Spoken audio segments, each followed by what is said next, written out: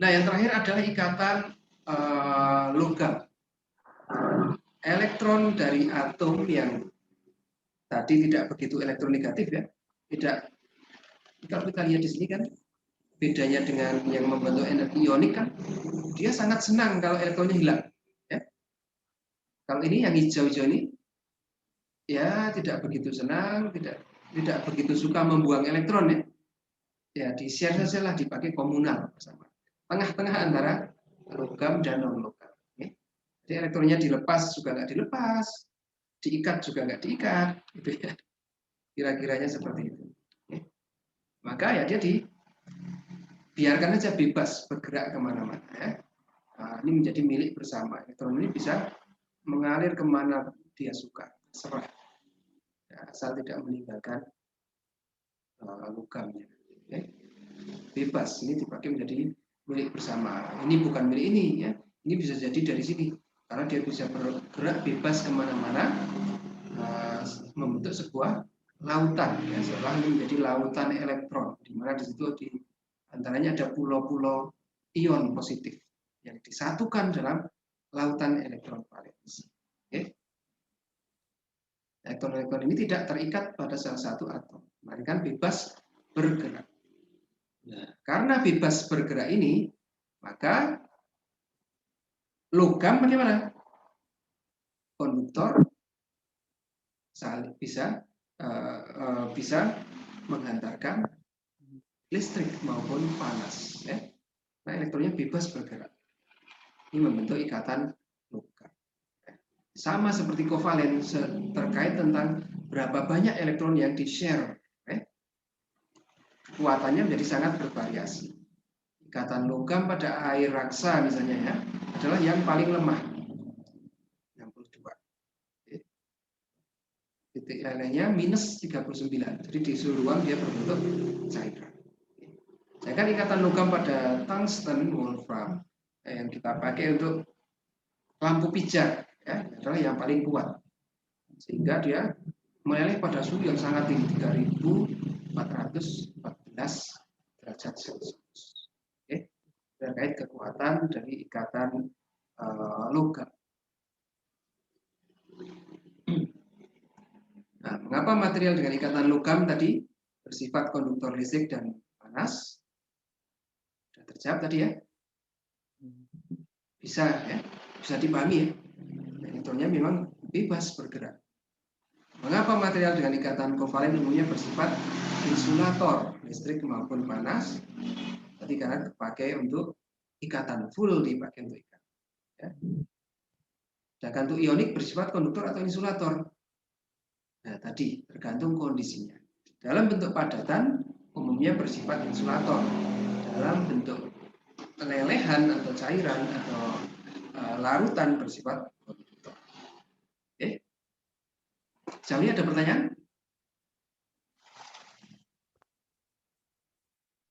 Belum? Ada, Pak. Nah, selain ikatan-ikatan utama tadi kita sebut sebagai ikatan primer, ada namanya ikatan sekunder. Kalau tadi ikatan primer itu lebih ke interaksi kimiawi. Ya. Ikatan sekunder ini ikatan fisik antar atom molekul, tidak permanen. Ya. Umumnya lebih lemah energinya antara 4 sampai 30 kilojoule. Ya. Ikatan sekunder ditemukan pada semua jenis atom. Bahkan atom-atom gas mulia pun berikatan secara sekunder. Ya. Ikatan sekunder timbul akibat interaksi antara dipol pada atom dan molekul. Ya, contohnya, meskipun sebuah atom itu netral, tetapi ada kalanya dia sebagian besar elektronnya ada di awan elektronnya ada di satu sisi, misalnya di sisi sini. Ya. Maka sisi sini akan cenderung lebih negatif, dengan sisi sini yang kekurangan elektron bersifat sedikit positif. Ya. Misalnya seperti itu.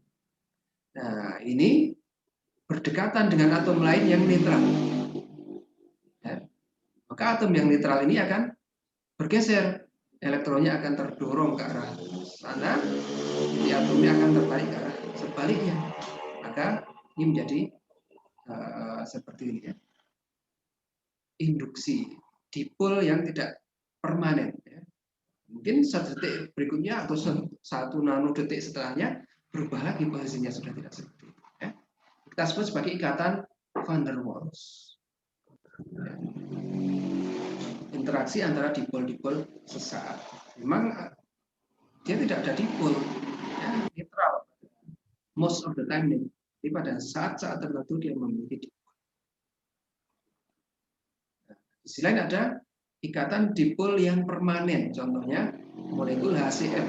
HCl selalu memiliki dipol. Ya. Hidrogennya bermuatan sedikit positif, Cl-nya bermuatan sedikit negatif. Oke. Kalau HCl ini bertemu dengan molekul lain atau atom lain, atau neon atau argon, misalnya, ya, elektron dari ini akan terdorong ke arah sisi sana, ini akan tertarik ke sisi sebaliknya. Oke. Ini yang kita sebut sebagai namanya sama van der Waals juga, tapi penyebabnya beda. Ya, tadi adalah dipol sesaat, ini dipol permanen. Oke. Nah, ada satu jenis ikatan van der Waals yang relatif kuat, bahkan sebanding dengan kekuatan ikatan kovalent. Ya, adalah yang terjadi ketika atom hidrogen ini berikatan dengan atom yang sangat elektronegatif, N, O dan F. Elektronegatifnya berapa? 4,1, ini 3,5, ini 3,2, ini 2,1. Maka, nah, hidrogen yang terikat oleh F berinteraksi dengan atom N atau O atau F. Ini katanya sangat kuat hidrogen, ikatan hidrogen. Kita sebut sebagai ikatan. Ya. Seberapa kuat ikatannya?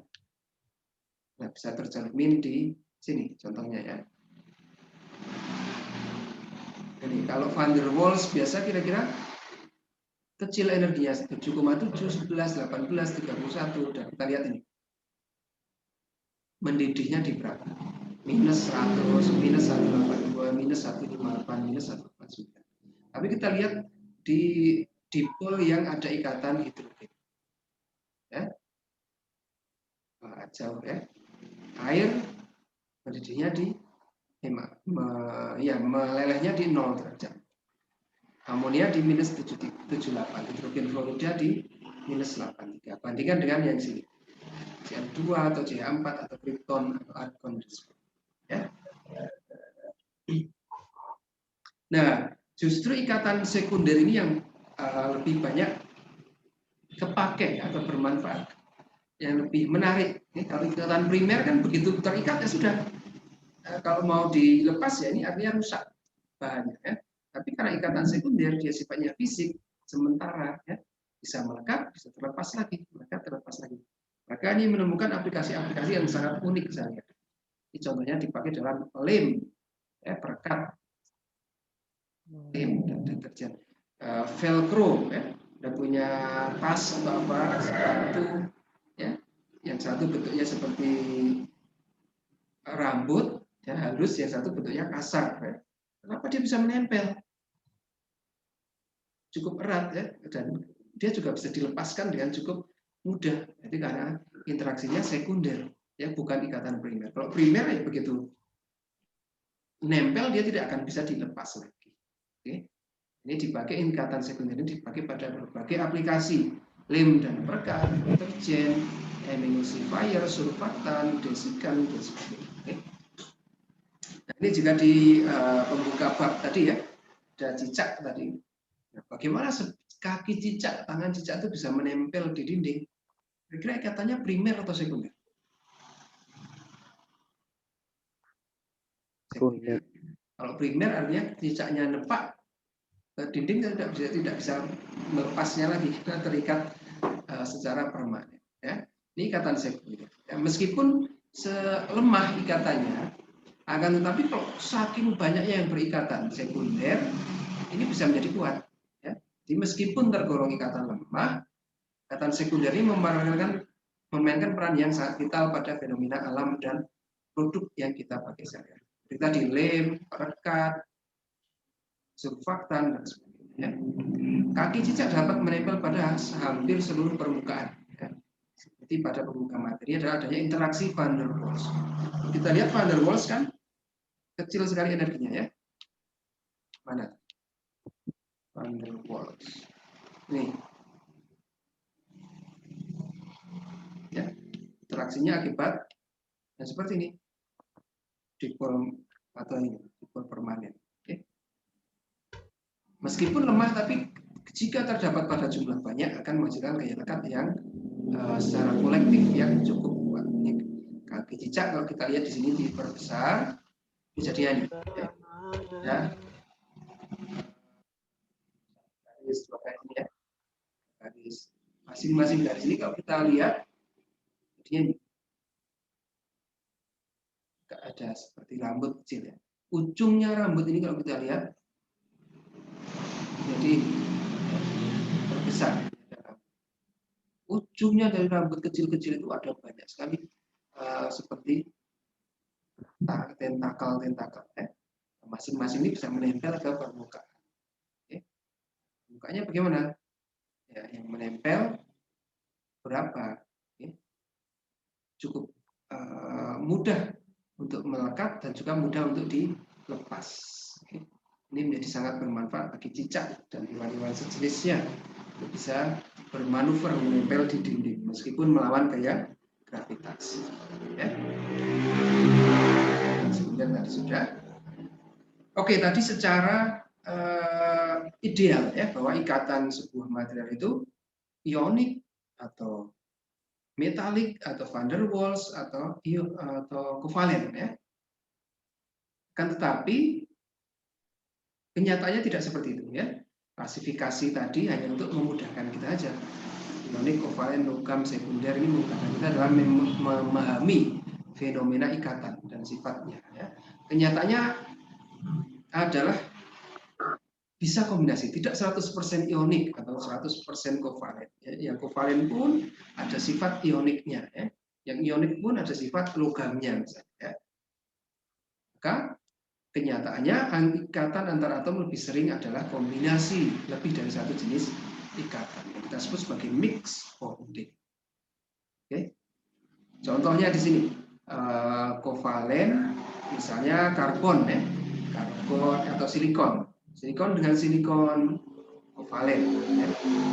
Dan ionik Na dengan Cl ya. Nah, ini spektrumnya bisa 100% kovalen atau 100% ionik atau mungkin 50% ionik, 50% kovalen atau 80% ionik, 20% kovalen dan sebagainya. Oke.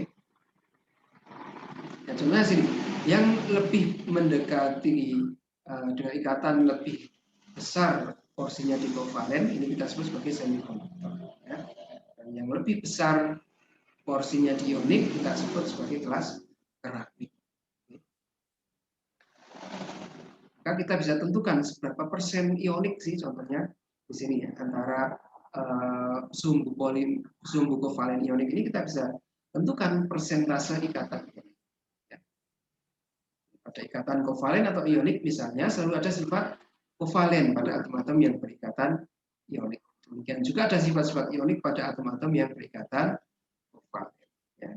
Persen karakter ion atau ionik karakter digunakan untuk mengkuantifikasi seberapa besar sih sifat ionik dari sebuah ikatan kovalen ionik ini.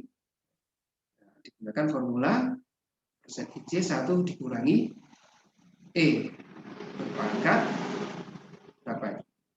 Minus 0,25 XA minus XP kuadrat. Ya. Gini, oke, kali 100%. Dimana XA dan XP adalah elektronegativitas dari atom A dan atom B yang berikatan. Ya. Mana ini XA minus XP kuadrat ini kan selalu bernilai positif ya kalau dikuadratkan. Nah, contoh kita bisa hitung pada ikatan CH ini kan kovalen ya. Tapi pasti ada ikatan ioniknya. Berapa persen ikatan ioniknya? Oke. Berapa? Persen IC 1 minus E berpangkat. Benar ya? 1 minus eksponen 1 minus E berpangkat minus 0,25 kan selisihnya 0,5 kurangi 2,1 0,4 kuadrat. Ya. kali 100%. Semua kali 100%. Bisa dihitung ya. Kira-kira berapa? Nanti hitung sendiri. Dikerjakan latihan di ini. AF, CN, SISI, UCL, NaCl, CSL. Nah, kalau ini tentu saja 0 nih Mas ya. Kenapa? Karena sesama Si silikon ya 2,6 per 2,6 0. Ini di sini 0. Ya. Jadi minus 2,4 kali 0. Sesuatu dipangkatkan 0, 1. 1 dikurangi 1. 0, 0%. Ini pasti 0% ironik. Yang lainnya Anda bisa cari sendiri. Oke, sejauh ini ada pertanyaan? Cukup? Oke, kalau tidak ada pertanyaan saya cukupkan. Oke, kalau tidak ada pertanyaan kita cukupkan pertemuannya. Sekian, kita tutup dengan hamdalah. Alhamdulillahirabbil alamin. Assalamualaikum warahmatullahi wabarakatuh. Waalaikumsalam. Waalaikumsalam warahmatullahi wabarakatuh.